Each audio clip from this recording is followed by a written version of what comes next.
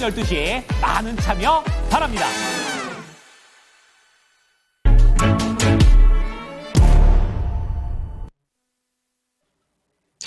안녕하십니까. 레인보우 로보틱스 1800% 수익 내드린 이재필입니다. 자, 왜 오늘 인사말을 이렇게 꺼냈냐 하면요. 가끔 그럴 때가 있어요. 제가 막 공부를, 향후에 있을 일들을 공부를 되게 많이 하는 그런 시기가 있는데, 2014년, 15년, 이때 2차 전지, 그리고 2016년, 17년, 이때 AI, 그리고 2019년, 20년 1월 때 로봇 이런 쪽이 굉장히 좀 관심이 많이 갔었습니다. 그때는 물론 별로 관심이 다들 대중의 관심은 거의 없을 때예요. 자, 오늘은 오늘 말씀드릴 섹터 중에 뭐 이렇게 생각이 드는 섹터에 대해서 하나 좀 말씀을 드리도록 하겠고요. 섹터는 일단 시장 좀 보고 난 다음에 섹터로 넘어가도록 하겠습니다. 자, 지금 뭐 우리나라 주식시장 상당히 강한 모습이죠. 자, 여기 나스닥 시장을 보시게 되면 나스닥 하락했어요. 그리고 다우는 많이 빠졌죠. 자, 근데 우리나라 시장은 플러스가 나오고 있습니다. 자, 우리나라하고 같이 열리고 있는 아시아 시장 간략하게 좀 볼까요? 니케이 지수가 0.29% 상승하는 모습이네요. 자, 그리고 중국 상해종합지수는 약보합입니다. 0.18% 정도 하락하고 있고, 대만 가꾼 지수가 한 1% 좀 넘게 상승하고 있어요. 그리고 우리나라가 코스피가 1.4%, 코스닥이 1.63% 상승하면서 가장 강한 모습을 보여주고 있습니다. 자, 이렇게 강한 모습을 보이는 거는 뭐 오늘 같은 경우는 수급 상황이 좀 더 좋아졌어요. 수급 상황 보시게 되면 외국인들 그동안 이 현물 시장에서 계속 매도를 했는데 오늘은 그나마 현물 시장에서 한 860억 정도 매수를 하고 있고요. 선물 시장에서 아침에 한 1,500억 이상 매도 출발했었는데 2,800억 정도 이렇게 매수를 하면서 강한 모습이 나오고 있습니다. 자, 근데 요거는 내일이 선물 옵션 동시 만기죠. 그래서 지금은 이번 주 특히 뭐 어제, 오늘, 내일은 롤오버가 활발하게 진행되는 그런 시기입니다. 그런 것 때문에 이 선물 시장 쪽에서 수급이 이렇게 확 유입될 때도 있고 확 빠져나갈 때도 있어요. 자, 뭐 이런 부분들은 일단 지금 매도를 쳐놓은 부분들이 한 3만 5천 계약 정도, 3월 만기 시작하면서부터 한 3만 5천 계약 정도 외국인들 선물 시장에서 매도를 쳤기 때문에 변동성은 나올 수 있어요. 지금 뭐 오늘 같은 경우는 2,800억 정도 매수하고 있지만 또 오후장에 이 매수가 줄어들 수도 있고 내일 또 매도가 나올 수도 있습니다. 하지만 좀 전에 말씀드렸듯이 이거는 만기를 앞둔 변동성이다라고 보시면 될 거고요.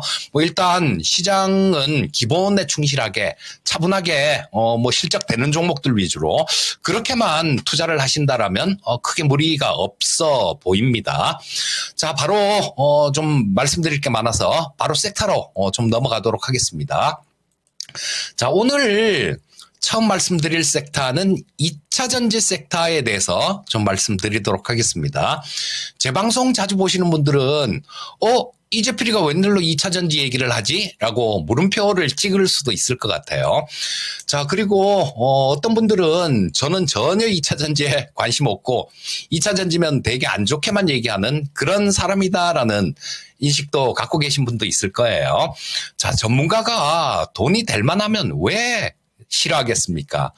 그동안은 득보다는 실이 훨씬 많을 것 같고 지금 한 1년 6개월도 넘은 것 같아요. 2차 전지 쪽에 대해서. 그때 당시에는 되게 좀 안 좋게 얘기했고 그 다음엔 전혀 무관심하게 말씀드렸었는데 이거는 그런 겁니다. 2023년도에 극단적으로 매수세가 많이 이렇게 몰렸잖아요. 그러니까 이건 너무 그런 과정에서 주가 자체도 너무 비정상적으로 너무 크게 올랐고요. 자, 그런 부분들이 2차 전지를 그때 당시에 싫어한 이유가 됐었어요. 그리고 그 다음에는 밸류에이션 부담이 있었죠. 자, 그래서 계속 관심 없다가 작년에 2차 전지 쪽에 작년 하반기 정도에 관심을 조금 가져볼까 하는 시기도 있었습니다. 그때는 트럼프하고 해리스하고 미국 대선 하기 전에 해리스가 이기면 2차 전지 쪽에 관심을 가져봐야 되겠다라는 생각을 했어요. 근데 트럼프가 이겼죠. 그래서 그 다음에도 계속 관심을 안 갖고 있었는데 2차 전지 쪽에서 좀 되게 우려되던 그런 부분들이 한 가지가 있었습니다. 그것 때문에 근처에도 안 갔던 거예요. 어떤 거냐 하면 트럼프하고 이 머스크는 장사꾼이죠. 그래서 혹시라도 확률은 희박하겠지만 혹시라도 중국에서 뭘 하나를 받고 CATL 공장이나 이런 것들을 미국에 허가를 내준다라면 야 이건 정말 치명적일 수 있다라는 그런 걱정 때문에 관심을 끊었었습니다. 근데 이 관심을 끊었던 부분들, 이 부분에 대해서 조금 뒤집을 만한 그런 일이 있었죠. 현지 시간 10일입니다.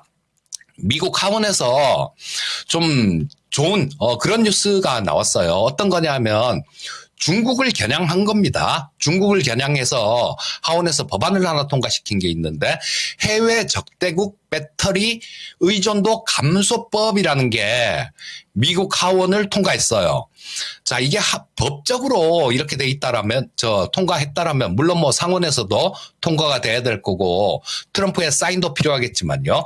하원에서 이게 통과가 됐다라는 거는, 미국에다가 최소한 중국 공장을 설립을 허가해주는 그런 일은 없겠구나라는 거, 그런 생각을 하게 만들었어요. 그래서 지금 오늘 2차 전지에 대해서 말씀을 드립니다. 자, 이 2차 전지 같은 경우는 저는 선별적으로 좀 관심을 갖는 게 좋겠다라는 생각인데, 전고체 위주로 관심을 가졌으면 좋겠어요. 왜 전고체냐, 그런 얘기를 하시는 분들이 많죠. 전고체는 먼 일이다. 이렇게 얘기하시는 분들이 많은데요. 자, 제가 가장 좋아하는 섹터가 다들 아시죠? 로봇 쪽들 가장 좋아했습니다. 방산 쪽 굉장히 좋아했어요. 근데 로봇하고 관련되기 때문에 이 전고체 쪽이 좋다라고 말씀드리는 겁니다. 자, 우리 로봇이 협동 로봇도 있고 여러 가지 종류의 로봇이 있죠. 협동 로봇은 그냥 전기를 꽂아서 쓰면 될 거고요. 서비스 로봇이나 돌아다니는 로봇 이런 거나 아니면 사족 보행 로봇, 이족 보행 로봇 전부 다 거기다가 뭐 기름을 넣을 수는 없지 않습니까? 그래서 배터리로 움직여야 될 텐데 이 로봇의 총 무게 30% 이상이 되게 되면 배터리의 무게가 30% 이상이 되게 되면 비효율적입니다. 제대로 우리가 의도하는 대로 움직일 수가 없어요. 로봇이. 자, 그런데 그렇다면 이 배터리의 무게를 최소한으로 해야 된다라는 얘기입니다. 그리고 좀 길게 오래 갈 수 있는 용량이 큰 그런 2차 전지가 필요하다라는 겁니다. 자, 지금 이 로봇 시장이 급격하게 성장을 할 것 같은데 그렇게 되면요. 로봇 쪽에서 전고체 배터리가 필요하다라면 발전 속도도 많이 빠를 걸로 봅니다. 굉장히 큰 수요가 있으면 그 수요는 기술의 발전을 앞당기게 돼 있어요. 자, 그래서 이 전고체 배터리 관련되는 그런 쪽으로 관심을 가져보십사 하고 말씀드리는 겁니다.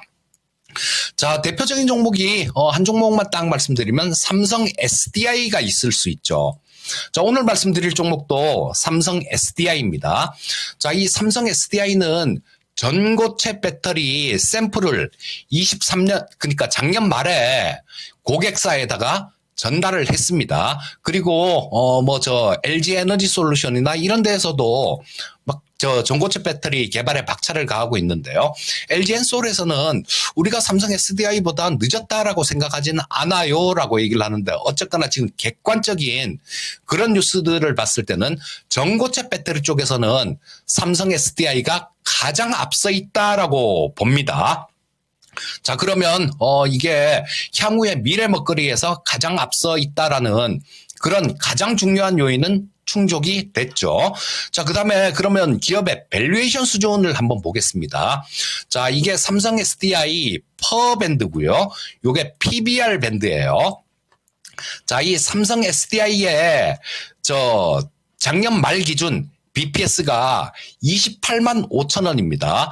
근데 지금 현재 주가가 21만 3천 원이니까 그 큰 성장성들 이런 것들이 있는데도 불구하고 PBR이 0.8배 수준, 0.7 몇 배 정도 수준 그거밖에 안 된다라는 얘기입니다. 자, 주가 요게 PBR 밴드 수준인데요.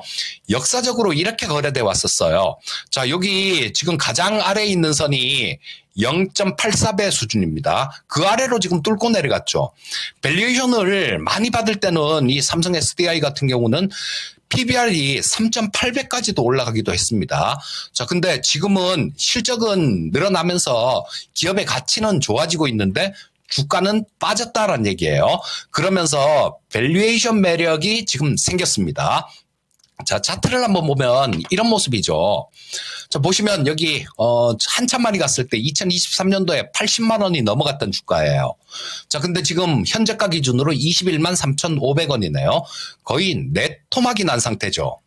자, 그러면 주가 자체도 많이 하락한 상태에서 일봉으로 기술적으로 보는 거 그거 하나 남았을 것 같습니다. 자, 이때도 제가 말씀은 안 드렸어요. 왜냐하면 뭐 지금까지 2차전지 쪽 이런 쪽들 말씀드린 경우가 없죠. 방송 출연할 때. 자, 여기서는 외봉일 것 같아서 그래서 말씀 안 드린 겁니다. 자, 근데 지금 현재 상태는 어떻습니까? 한번 이거 쭉 치고 올라왔다가 쭉 밀렸죠. 그랬다가 여기서 바닥을 잡아가는 모습이 나온다라면 쌍봉 형태가 나온다라는 얘기예요. 자, 그러면 이 삼성 SDI 같은 경우는 미래 먹거리 로봇 쪽 관련해 갖고 그런 쪽도 크게 볼 수 있다. 밸류에이션 매력도 있다. 주가도 엄청나게 많이 빠졌다. 자, 그리고 기술적으로는 쌍봉 패턴이 나올 가능성이 많다. 자, 그러면 이 삼성 SDI 같은 경우는 관심을 가져야 되겠죠. 자, 시청자님들도 관심 가져 보시고요. 자, 여기서 시간 너무 끌었네요. 다음 섹터로 넘어가도록 하겠습니다. 자, 다음 섹터는 제약바이오 섹터를 좀 말씀드릴게요. 자, 이 제약바이오 섹터는 학회가 쭉 연결돼 있죠. 제약바이오 쪽이 움직이는 시기가 그럴 때가 많습니다. 연초에 JP모건 헬스케어 컨퍼런스 때문에 좀 잘 움직이고요. 그 다음에 봄에 움직이는 경향이 있어요. 봄에 지금 향후 일정만 하더라도 뭐 3월 달에 유럽 암학회 있죠. 4월 달에 미국 암학회 있죠. 5월 달에 미국 종양학회 있습니다. 그렇기 때문에 학회들이 줄줄이 이렇게 있기 때문에 이 제약바이오 섹터 같은 경우는 이제 필 받을 섹터다. 이제 필입니다. 이제 필 받을 섹터다. 이렇게 말씀드릴 수 있을 것 같고요. 자, 첫 번째 종목으로는 셀트리온을 말씀드릴게요. 자, 이거 순수하게 학회만 본다라면 신약 개발하는 회사들 이런 쪽에 투자를 하는 게 맞습니다. 근데 저는 성향 자체가 주가가 많이 널뛰게 하는 종목들 이런 것들을 별로 안 좋아해요. 그리고 주가가 바닥에 있는 거를 잡아서 크게 수익 날 때까지 들고 가는 거를 선호하는 그런 성향입니다. 자, 첫 번째 셀트리온을 얘기해드리는 이유는 그런 거죠. 최근 들어서 미국의 뭐 바이오 시밀러 이런 쪽에 승인받은 부분들도 굉장히 많습니다. 월요일만 하더라도 천식약이죠. 천식약에 대한 바이오 시밀러를 미국 FDA로부터 허가를 받았는데요. 이게 전 세계적으로 한 6조 규모가 됩니다. 그리고 미국에서만 해도 3조 7천억 정도 돼요.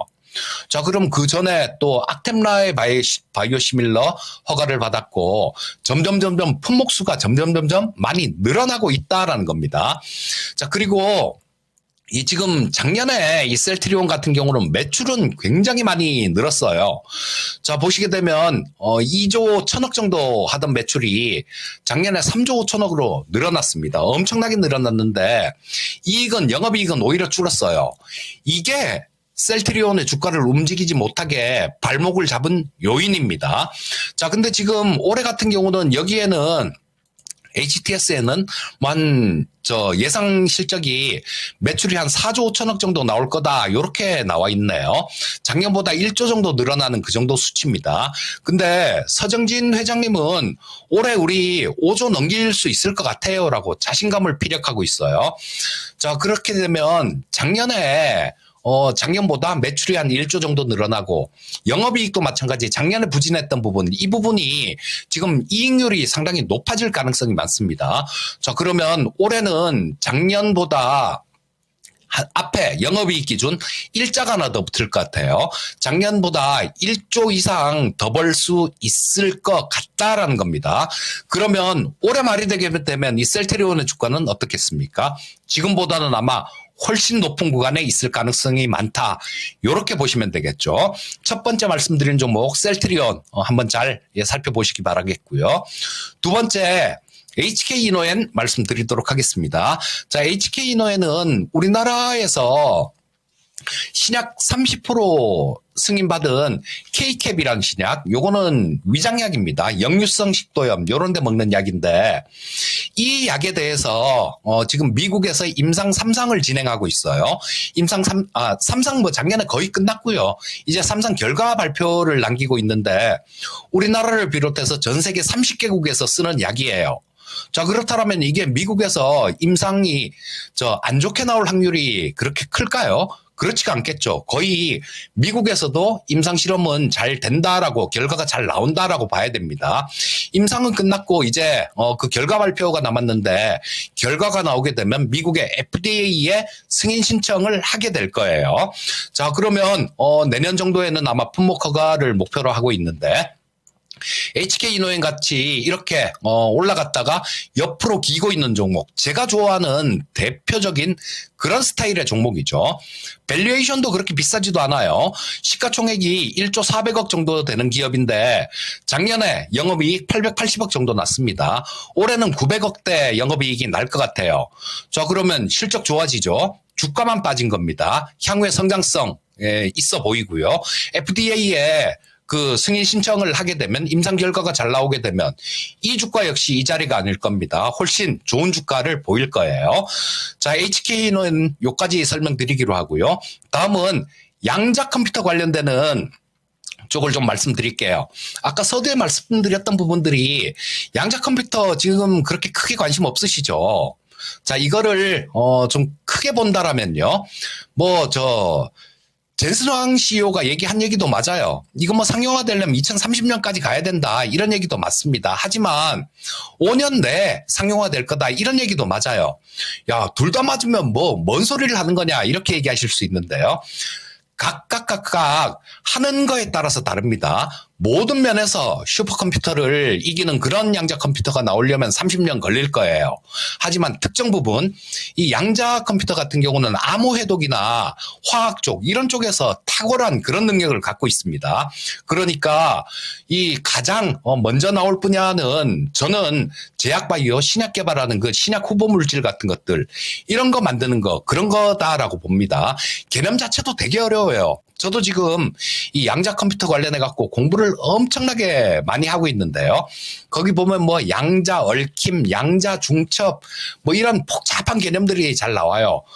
양자 중첩 같은 경우는 두 가지가 동시에 존재하는 거 잘 이해가 안 가시죠? 잘 이해가 안 가실 텐데 그 슈레딩거의 고양이 이런 거를 빗대면서 좀 얘기를 해놓은 게 있는데 요거는 굉장히 좀 어려운 개념들이에요. 그러니까 굳이 꼭 이해하실 필요는 없습니다. 우리 컴퓨터가 돌아가는 게 0하고 1이 컴퓨터를 돌아가게 만든다 이 정도 알잖아요.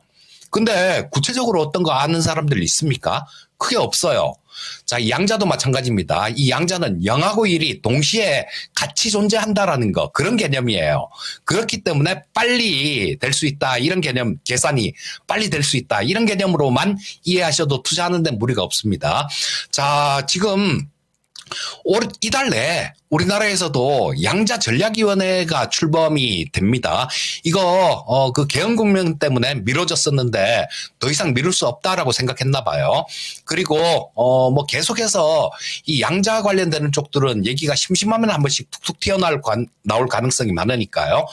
자, 지금부터 나중에요. 지금 로봇 주식들, 레인보우 로보틱스 제가 1800% 수익 내드린 거, 지금 다들 좋다고 얘기하지 않습니까? 근데 그때는, 우리가 살 때는 단 한 사람도 길게 사서 그냥 쭉 들고 가세요.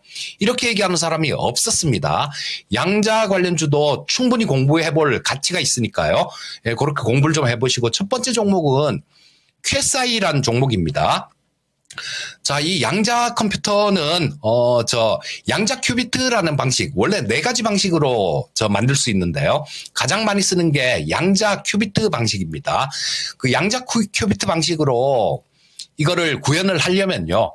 극저온, 그러니까 마이너스 273도의 극저온 모듈이 필요합니다.